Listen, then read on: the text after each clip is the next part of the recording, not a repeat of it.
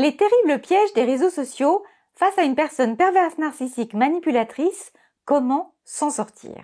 On en parle aujourd'hui dans cette vidéo. Bonjour à vous qui chaque jour passez à l'action ou voulez passer à l'action pour vous construire cette vie libre, indépendante et heureuse que vous voulez et que vous méritez, qui voulez récupérer votre fierté après des violences conjugales et familiales ou une relation toxique avec un pervers narcissique manipulateur ou une perverse narcissique manipulatrice. Je vous accompagne à quitter définitivement un homme violent ou une femme violente et à vous libérer enfin de l'emprise. Aujourd'hui, on parle des terribles pièges des réseaux sociaux face à une personne perverse narcissique manipulatrice et comment s'en sortir. Si ce n'est pas déjà fait, pensez à liker la vidéo, à vous abonner et à cliquer sur l'onglet des notifications parce qu'ainsi, vous pourrez faire pleinement partie de cette formidable première communauté francophone du bonheur en amour et de la réussite professionnelle après une relation toxique ou violente. J'ai vécu toute seule il y a peu de temps, une dizaine de jours, dans une grange isolée des Pyrénées entre les vaches, les moutons et les oiseaux. Et j'ai vécu une retraite pour vous préparer la formation à venir pour se libérer de l'emprise. Cette formation, elle fait suite à ma première formation, réussir à quitter définitivement un homme violent ou un pervers narcissique. Après l'aspect purement stratégique, organisationnel des premiers temps, là, vous allez apprendre comment vraiment tourner la page et sortir cet homme de votre tête. À la rentrée de septembre également, des formations pour les hommes avec la spécificité des situations face à une femme perverse narcissique ou violente, à la fois pour pouvoir la quitter, mais également aussi pour sortir de l'emprise. Vous avez les coordonnées de toutes les formations dans la description et sur mon site internet. C'est donc dans ce contexte où je me trouvais dans une zone quasi blanche, entourée de magnifiques montagnes, de très beaux souvenirs aussi dans cet endroit, et près d'un feu de cheminée, que m'est venue cette question du piège des réseaux sociaux face à un pervers narcissique ou une perverse narcissique, et je tenais vraiment à vous en parler aujourd'hui. Restez bien jusqu'à la fin de la vidéo parce que c'est dans son ensemble que vous aurez une approche globale de la situation qui va vous permettre de vous aider. Premièrement, ce qu'on peut dire, c'est qu'Internet est un formidable outil de connexion, de rapprochement et de communication. La volonté de se rapprocher d'autres personnes, elle est saine et salvatrice. Après une épreuve, il est important de nouer des liens dans notre vie, de les entretenir. Et avec la distance, parfois, des relations peuvent se distendre parce que le téléphone, ça prend du temps. Et que les partages sur les réseaux sociaux, c'est finalement plus facile au quotidien. Un message, un post, le partage d'une photo ou d'une vidéo, ça prend quelques secondes dans les transports en commun, dans une file d'attente à la pharmacie ou à la boulangerie. Donc, il y a un côté qui est vraiment très simple et qui fait que ça s'est autant développé. On peut ainsi avoir même des groupes thématiques sur WhatsApp, Telegram, Messenger pour des événements, des activités. On est vraiment dans l'abondance. Et ce phénomène s'est vraiment développé pendant le confinement. Le fait de partager des photos par exemple ou des vidéos est un moyen facile et très parlant pour faire partager un moment, un lieu, une émotion. Avec le système des tags des personnes, on peut aussi personnaliser ses posts et associer personnellement ses amis. Vu sous cet angle, les réseaux de Facebook, Instagram, TikTok peuvent être envisagés presque comme un journal public de sa vie. C'est intéressant parce que ces partages réguliers permettent aussi de voir sa propre évolution. Ces partages peuvent créer de nouvelles opportunités tant sur le plan personnel que professionnel.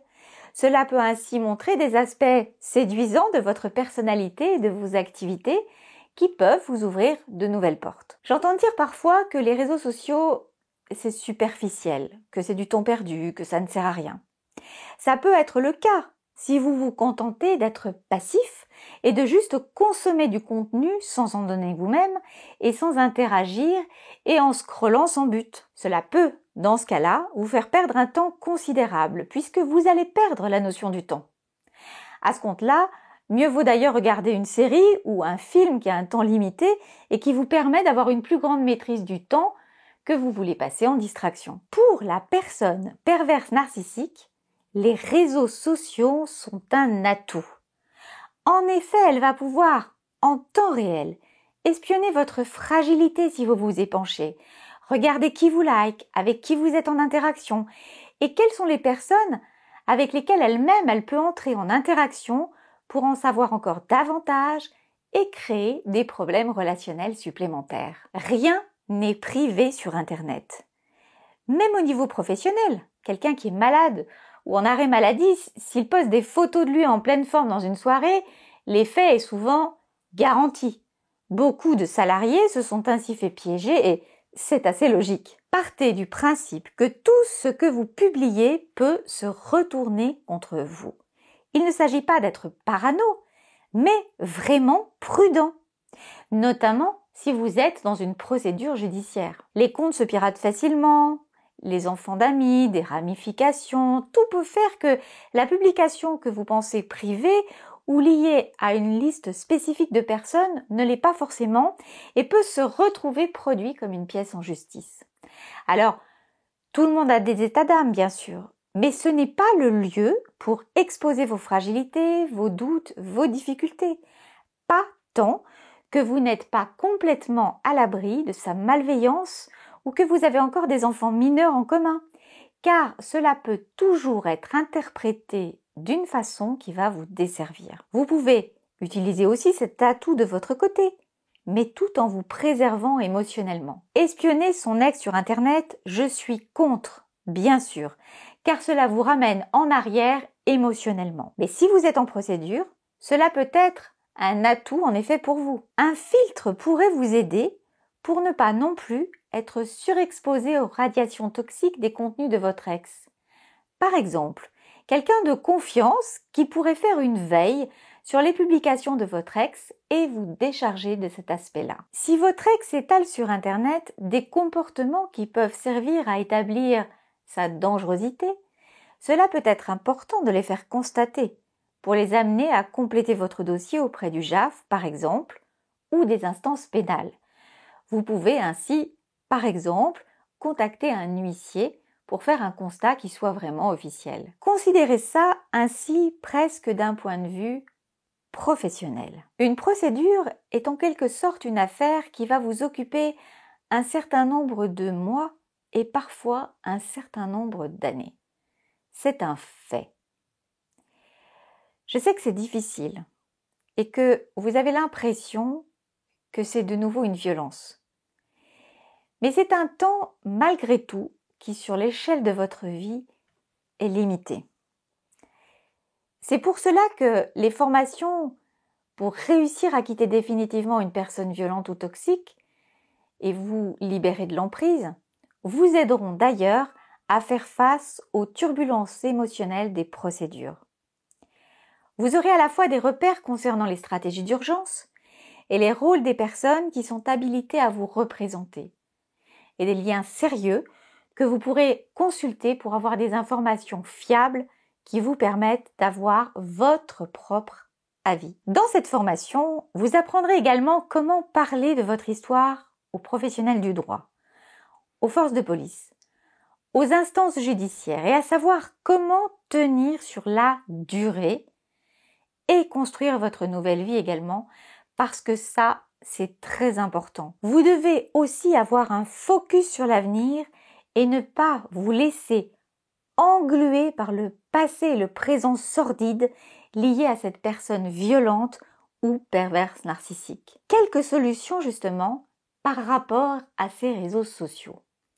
Les réseaux sociaux prennent souvent beaucoup de temps. Si vous avez l'habitude effectivement de scroller, que vous êtes tenté de vous laisser aller à regarder une page, puis une autre, et qu'en plus vous avez l'impression que cela vous déprime plus qu'autre chose parce que ce que vous voyez de la vie des autres, qui semble aller tellement bien, vous semble bien différent des difficultés que vous traversez vous, cela peut être justement une opportunité pour vous de vous couper de ce vampire de temps et vous donner d'autres objectifs liés à la vie que vous voulez construire. Si vous voulez partager votre quotidien avec des proches en qui vous avez confiance, de la famille, et des amis qui n'ont pas de lien avec la personne toxique dont vous vous séparez, il existe la possibilité de faire des blogs privés avec mot de passe, ou vous pourrez créer également un journal de bord avec des photos par exemple, ce qui pourrait même déboucher,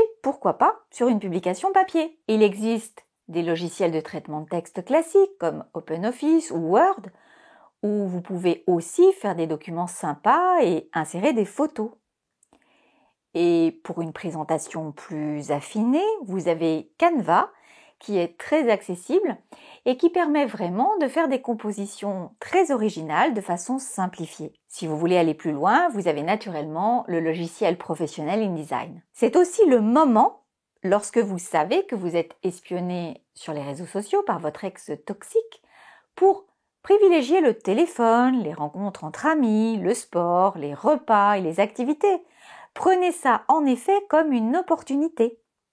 Et arrivera un moment où tout cela sera terminé et vous pourrez reprendre la vie que vous souhaitez sur les réseaux sociaux avec encore plus de liberté et de self-control. J'ai été absente personnellement pendant 4 ans de la totalité des réseaux sociaux et je ne me suis réinscrite dessus finalement que pour des raisons professionnelles. Pour des relations personnelles, je suis sur des canaux privés. Lorsque la personne perverse narcissique n'a plus de prise, ou qu'elle a une nouvelle victime, hélas pour cette personne, et surtout qu'elle ne peut plus vous nuire parce que finalement, tout ce qu'elle fait tombe à l'eau, qu'elle n'a plus de prise, puisque personne ne joue son jeu, elle va finir par arrêter pour de bon. À un moment où ça devient trop compliqué ou trop dangereux, parce que systématiquement il y a des conséquences, une main courante ou une plainte, elle va rechercher la facilité et aller voir ailleurs. Pensez bien à vous abonner,